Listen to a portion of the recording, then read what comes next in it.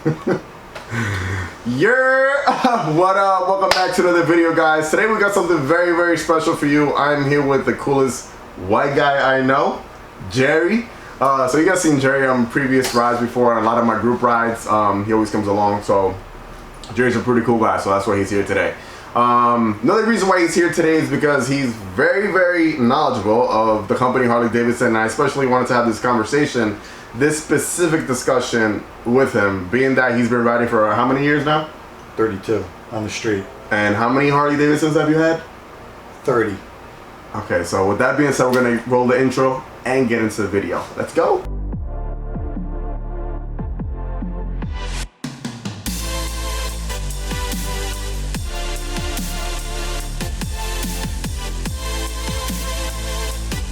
Alright guys, so today is a hot one. So I got my Corona and Jerry has his Blue Moon. So cheers to that, brother. Beers and chilling, talking about bikes. Alright, so if you saw my last video that I posted maybe 2 days ago, I gave you guys a breakdown of all the news that came out from the second quarter, the 2020 second quarter. The numbers are obviously horrible. Company's down about 59% compared to what it was last year, which are horrible numbers. And I mean, yes, it is not a recession, or you could basically say, but it is a worldwide pandemic going on. But with that being said, these other companies are making money and they are selling motorcycles. You did mention that Polaris and Indian are what? They're up 59%, Polaris as a company. All right, so Polaris is up 59% from last year? Yeah. So that's crazy. I mean, that's ADVs and other stuff too, but still, yeah, I mean, that's Indians in there too. So as a company, they're doing really well. And I know I didn't directly look at the numbers of all the companies, but I know Yamaha's doing really well as well. And Kawasaki, as always, Kawasaki's always does. And Honda's crushing it. And Honda's always crushing it. So I mean, I know a lot of people were commenting and they were saying, oh, that it's a pandemic and this is why they're not selling. But no, I'm sorry, but they haven't been selling since 2015 is when they really just started like sloping down. After 2008 is when 2008 when they started to decline, but at a slower rate. Well, 2015 is when they really just went off the cliff. Yeah, it just sank down. So there's a lot of reasons. Obviously, I mentioned in the last video as well, there's a new CEO. He's been on the job for 6 months. He's been with the company for 7 years though, so he was on the board. And I guess we could just start with that. I think that the company being public is a big part of the issue of what's going on. You agree or no? Yeah, I think they have to answer to their stockholders, so they're looking more at the dollar wise than they are at the actual company as a icon, or as an American icon, or as something that's been around for over 100 years. I mean, they use that, but I think in their heads they're just looking at numbers. I mean, this guy here is a sneaker guy. Like I said, who knows if he rides? Who knows if he has a motorcycle? You know, he maybe he's familiar with the company, but he could just be a numbers guy. He's coming in there to fix the company. And he cares about it. He's just looking at numbers. Yes, I mean he has turned around several companies. Yes, I mean he took Puma from the dirt up to like Cloud9, so, and other companies as well. But with that being said, like you said, it's just numbers. So when you're just looking at numbers, you're not really looking at what the public's interest really is with the company. And the thing is that with this specific company, like that's where that's where it all lies in. Yeah, I mean, this company is an icon, and it's more about, if you look at the customers. Yeah, I understand they want to cater to the rich. You know, the company itself, the corporate side, wants to cater to the rich. But you know, when they talk about a lifestyle that is Harley Davidson, and the company and the lifestyle and everything that goes along with it, that's, people aren't looking at themselves as numbers. They're looking at themselves as, I want to be a Harley Davidson owner. I want to be a Harley Davidson rider. Exactly. I feel like if they were to go private again, they would literally just focus on the core and try to find who the core rider is now. Because I think that's the biggest problem, is that right now they don't know who their core rider is. They have no clue what their core. I mean, their core rider is older. When I started riding Harley Davidsons in the my first new Harley Davidson was 92. I bought 1992. I bought a brand new bike, but I was riding in the 80s Harley Davidsons, and their core rider was 40 to 50-year-old, blue collar workers, and that was the people that were buying the bikes. Now it went into the baby boom, then it went into the baby boomers, that were retiring out, that were in their 60s having disposable money. Now those riders are in their 70s or 80s or they're dead. Yeah. So you're losing your core. You need to get younger riders in, and I'll tell you right now, the Sportster's not the way to get them in there.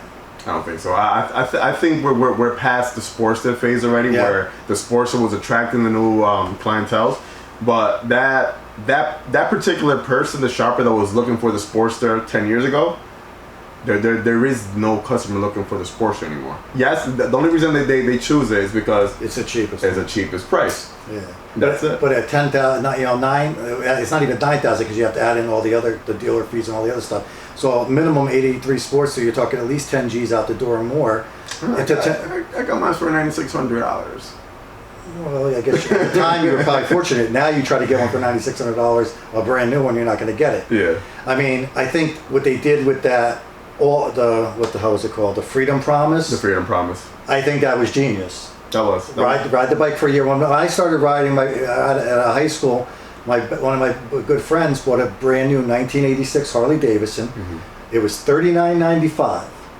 $3,900. $39.95 in 1986 for an 883 Sportster, with the caveat that if he trades it in next year on an FXR or Softail or whatever, he'll get exactly what he paid for it back. Yeah. So that was great. He didn't do it. He wound up keeping the bike for like 15 years because he loved it. But that's few and far between. Me, I would upgrade it to a bigger bike. Right. And I think that's Harley should do that. But I think, like I said, the Sportster Street was a total disaster. I mean, and I don't even know what. I mean, I could see in the Asian markets. The Asian market, like in India. Yeah, but here, no. It's trash. No. Yeah, they should have made it where it was at least the 750 street rod should have been comparable to a V rod with a better suspension. Yeah. Like a sport bike, not a sport bike, or even like a naked Street Fighter, not some crap that's slower than a Sportster. It's a piece of shit. It's a piece of shit. I'm sorry. I mean, I never rode one, but I did. I actually got the 500 or the 750. I did both. I did both. I actually got my license on the street. I mean, they're pretty comfortable bikes to ride. Yeah. They're just a piece of shit. And they're expensive. For what they are, they're pretty pricey. Yeah, 7,600, 8,000. Yeah, that should be like a $5,000 bike. Exactly. Honestly. And the 500 should be like a $4,500 $500, yeah. Bigger bike. So let me ask you a question, because I want to go back to what we were talking about before, how they don't know where their core rider is right now, and that age group as well. So from you, like, what do you think? Who is their core rider right now? And where is this core rider coming from? Right now, sales are down because their core riders are my age, 52 or higher. Hardcore riders. Hardcore, right. Guys like my nephew's 27. He just bought a brand new Deluxe. Okay. It's his first Harley. He had a couple sport bikes before that. He always wanted a Harley. And he bought a Deluxe first? I bought a Deluxe. I was surprised. I said to him, I thought you would have got something sportier because you were coming from a sport bike. But he liked the classic styling with the white walls and the chrome and everything. Deluxe is beautiful. It's beautiful. He's got a beautiful blue classic. I want a Deluxe. Yeah. Like if a Deluxe wasn't so much money, I would. Yeah, he bought a brand new Deluxe, and then I told him, I said, he discontinued that bike, and he goes, I'm glad I bought it. He goes, I didn't know that. Well, they haven't yet. They're going to. Yeah. So he bought a 2020 blue Deluxe. Besides the hardcore riders, the new core rider, that's where the issues are, is that I don't think they know who it is. And I know that when Matt Levitage, the other CEO that was here before that, his plan was to make 100 bikes in the next 5 or 10 years, and he wanted to make different bikes just to attract different clientele to the company.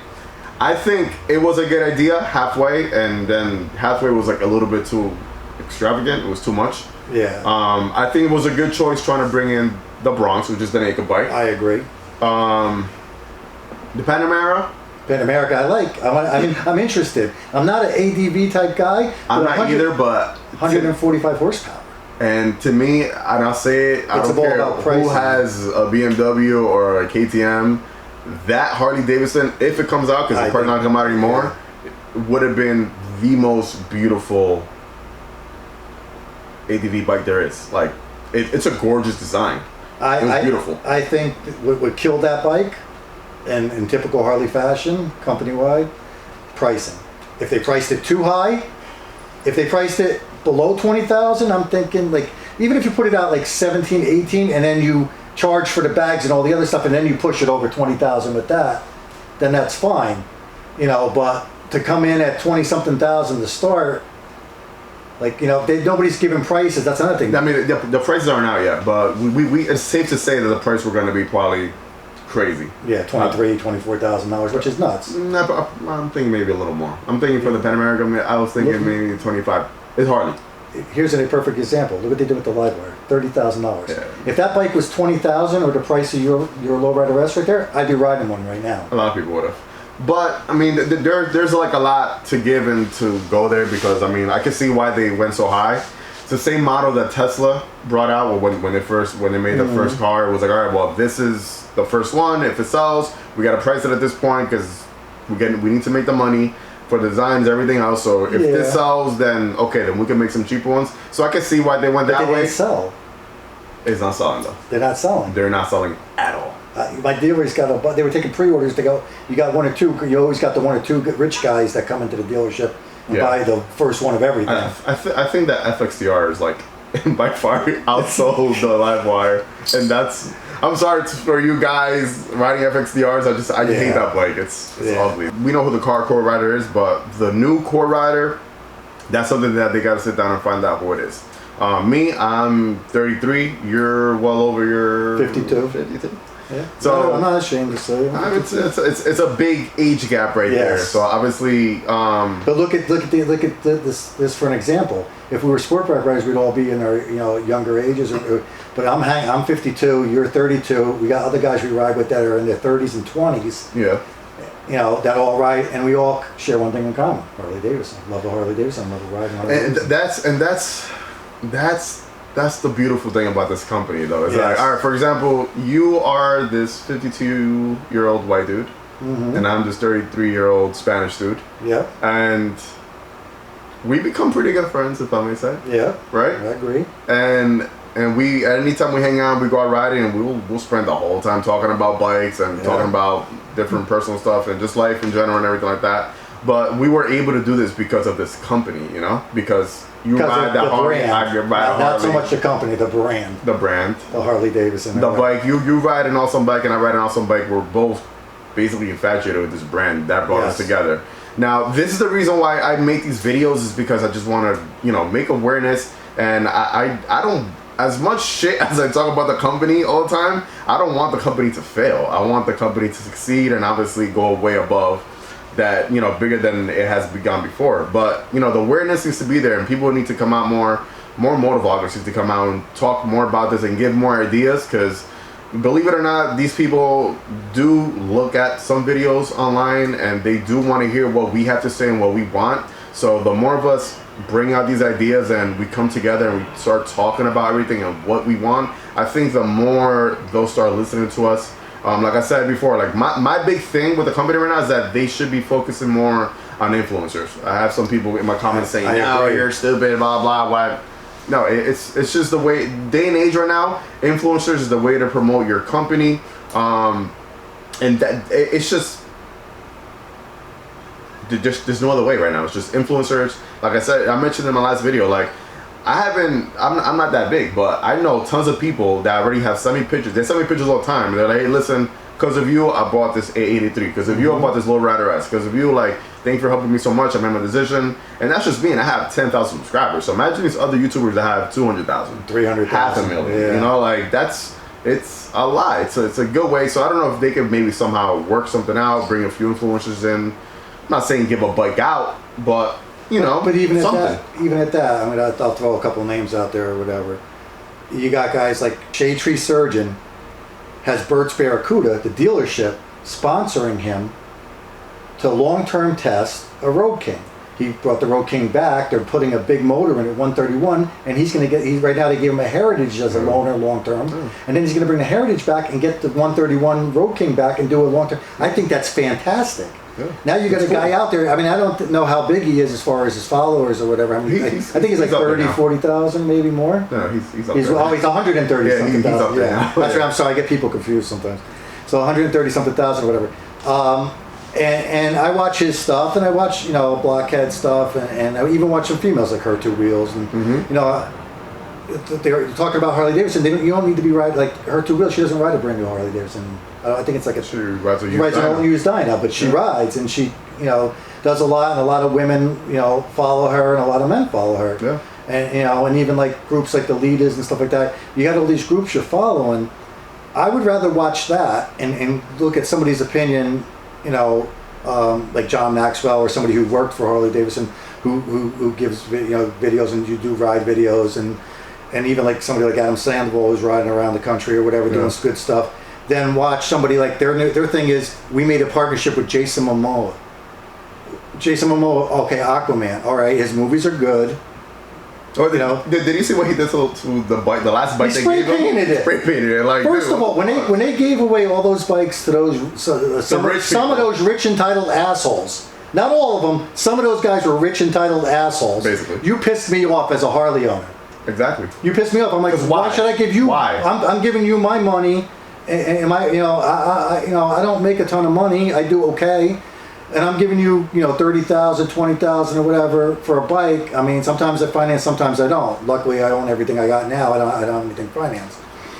But I'm saving up all this money to give to you for a bike that you're giving away to some idiot because you think it's. I mean, their marketing team, I think, should be fired if they already haven't been. The marketing team sucks. It is what it is. They're so out of touch. Like the marketing team. If you look at the commercials, they're so out of touch. If you go to the website. Horrible. Like it's super out of touch. And if you look at those pictures on the website, it's like a bunch of hippies on Harley Davidson. Like Harley Davidson like are for hippies. They're not. That's like a Triumph thing.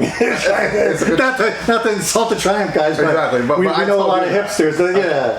he had a Triumph, so I was like, yeah. Yeah, and I sold it to a hipster chick. It's a hipster bike. The same bike you have was a hipster bike. Yeah. But it's like they want to get the hipster little community in. It's not Harley Davidson's are for hipsters. It is what it is. Like they're buying Triumphs because you can buy a Triumph for Triumphs and Norton 10, 12, 13,000. You're not spending $20,000, $30,000. Hipsters don't have money to spend. But even the up and coming professionals or whatever that are urban professionals, they're not going to spend $30,000 for a dresser. They're buying naked bikes. Yeah, you're not going to drive a dresser around New York City. No. I mean, realistically, I think, yeah. No. All right. So realistically speaking, what type of bikes are people buying right now? Naked bikes. Naked bikes, the standards. Yeah, exactly. Like you say, like what you call it. A lot of people are buying sport bikes. Yeah, FZ09. The sport bikes are becoming back again. Sport bikes are coming back hard. Because look at what you're getting. I mean, I personally, I've had sport bikes. I had ZX7, Ninjas, I had Ducatis. If I was going to get back into a sport bike, I would go naked, and I would go Ducati. So I'd go Street Fighter probably, but that's a lot of dough too. Shout out to Clutch first. He got the new Street Fighter, and that thing is beautiful. So shout out to you, boy. Ducati's a work of art. I mean, they're higher end, but it's like having a Harley Davidson. You're paying big money for service, whatever. Yeah. But I think you're getting a lot. I mean, I'm not saying there's anything wrong with Ninjas and stuff like that, but I would rather have the torque and the pull down low going through twisties than I would. I don't want to go 150 miles an hour around here. No. Quick. Number one, what Harley Davidson needs to do: sit down and find out who their core rider is going to be for the next decade or two. Yes. Let's start with that first. Number two, they need to figure out how to attract these new riders in, and it's not with all the bikes they have right now. Yeah, let me interject on that a little bit. I think right now they're going to get rid of some models, but they should get rid of 30% of the models. Yeah, 30% of models, which God knows what that's going to be. That's a lot. 30%. They're going to get rid of what doesn't sell. Yeah. So and they're narrowing their markets. They might get rid of. I mean, I don't know how good the Sport Glide's doing. They might get rid of it. I like the Sport Glide, but I don't know if it's doing well here. I don't see it doing that well. I think the Sport Glide's on its way out as well. Yeah. I mean, in Europe, I heard they're doing really well in Europe. But, I mean, the thing is, they're going to lower the models. I think they should have incentives. All right, you can't lower the prices for whatever reason. Or some of the prices I agree with, like the way they price them. Like I think your bike was priced appropriately. I think my bike, yes. But when they came out with the FXDR and it was $22,000, and then the next year they lowered it to 19, the people that bought it the first year basically got screwed. I'd be furious. But I think maybe what they should do is offer 0%. What is it to give the money out? I mean, we're in a pandemic, major job loss. It's a luxury item, Harley Davidson. All motorcycles are luxury items. You know, some people use them for commuting, but most of the time it's a luxury item. So to attract people, give me 0% for 6-7 years. So maybe I'll spend $30,000 because I'm thinking in my head, that's free money. You're giving it to me for 0%. Or even 0.99, you're still going to make money. Listen, I know people out there who are paying 16%. That's crazy. 16%, 12%, or 10%, 14% for a Harley Davidson. And that's a lot, man. And that's not with like a really, really bad credit score either. Like their credit score, they're okay, you know? Yeah. It's average, you know? But for you to charge that much interest, like that's gonna push your riders away. That's the dealers, I think, too. That's another thing you have to address. Harley Davidson has to look at their dealers. They said, well, they're independently owned. Yeah. But some of these dealers are ripping people off blatantly. All right, so ideas. Lower the APR. Yeah. What else can they do? Like I said, I think the models, when Levitage came out with the models, it made great sense. But 100 new models isn't, hey, there's a Street Bob that's black and there's a Standard that's chrome. That's a new model. That's not a new model. That's just you're slapping another name on the same damn bike. That's what they were gonna kind of do. But I'm not saying you need 100 models either. No, the Harley experience is us as Harley Davidson riders. The Harley experience, I'll tell you, is amazing. And yes. I spoke about the experience in a video that I did a few weeks ago.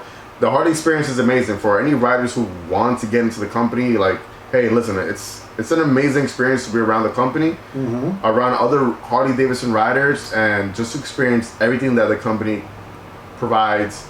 But where they're heading right now, they're not heading in the right directions, and these are things that I feel they should be doing right. So yes, keep the Bronx. Yeah, keep the Bronx. Keep the ADV.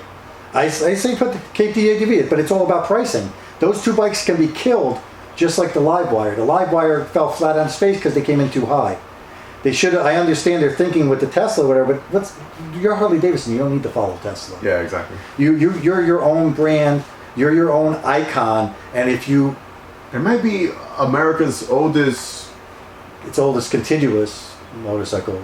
Not even motorcycle company, but even older than car companies. It might be the Ford oldest. is 1903 also. 1903, right? Yeah. Ford is the same year. I mean, Harley Davidson is kind of 1901 in a way. I mean, yeah, Indian was 1901, but not really. Yeah. It's a special company, and we just want the best. Like I said before, want the best for them. So lower the APR, bring it down to 0%. If you're not bringing it to 0, at least 0.5 or even 0.99. Even 1%. Just even 1%, like something. Do that. Keep the Bronx. Keep the ADV. The 30%. Getting rid of 30% of the lineup that's not selling. I agree with that. Get rid of that. Rider modes.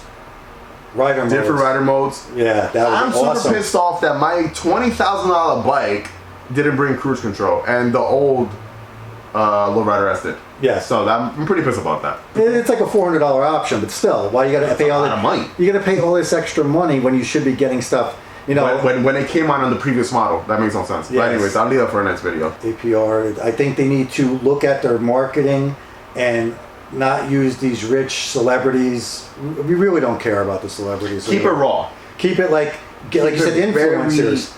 Even if they said, okay, you only have 10,000, but say somebody like Blackett's got 300,000 or Max, you know, or Shade Tree Surgeon's got 130. Somebody like that, or some of those guys that have 500,000. You don't have to give them a bike. No. But lend them long-term a bike. Exactly. Let them review it. We're going to send you a bike. And you can ride 6 months. You can put 50,000 miles on it. We don't care. Do the work you want to it. If you want to, any type of content, boom. But then we want the bike back. Totally fine. And guess what? They'll put that bike for sale on a dealership for almost the same price. Exactly. Content. Look at your YouTubers and listen to the public. Forget about the people in your boardroom. These people probably don't even ride your product. They just looking for money. And when it comes to just money, it's just greed. And that's where things go wrong. Simple as that. And I think stop building these mega mansion Harley Davidson dealerships. Hey, I like Pocono Mountain Harley. I know, but you're making them spend millions of dollars for these big fancy places so That's they can. a nice dealership. It's a beautiful They have a dealership. winery. I know, I was there. But it's Like a beautiful dealership, but I think what happens then when you do that is they start increasing their prices. Yeah, true. So those are some ideas, guys. If the video kind of went on a little bit too long, then this was just us chopping it up, talking about the company that we love, and everything's just coming out the heart. And this is another reason why they should be looking for influencers, because people like me, I'm not saying give me a bike, whatever like that, but people like me, like especially my videos, I like to keep my videos raw.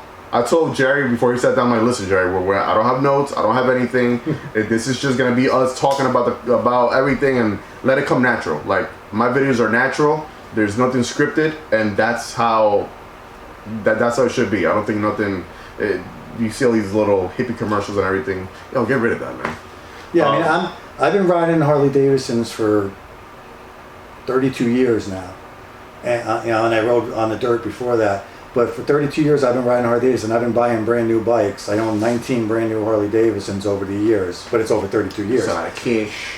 But the thing is, I'm afraid for this company. I don't want them to go under. I don't want them to do bad. I want them to succeed, but you need to kind of help out your. I don't think they are. I mean, I don't think it got to that point. I mean, I'm pretty sure someone. No, but they are hurting. I mean, 59%. No, they're hurting big time. But I don't think it's going to get to the point where it's like, all right, well, the company's over. I don't think they'll ever go out of business. No, never. But the thing is, when they start manufacturing, like what they need to, actually, I think they need to revamp the whole touring line with something, like I said, rider modes, maybe monoshock, like better suspension. Like give us something. Don't take stuff away. Yeah. Give us, don't take the key fob away like you did, or the shifter to save a few bucks. It's kind of insulting when you make us spend all this money for accessories and everything. They're expensive, and I keep bringing expensive and a lot of money up, and people always say, "Well, it's a Harley Davidson," and and people are still buying it. You keep talking about price.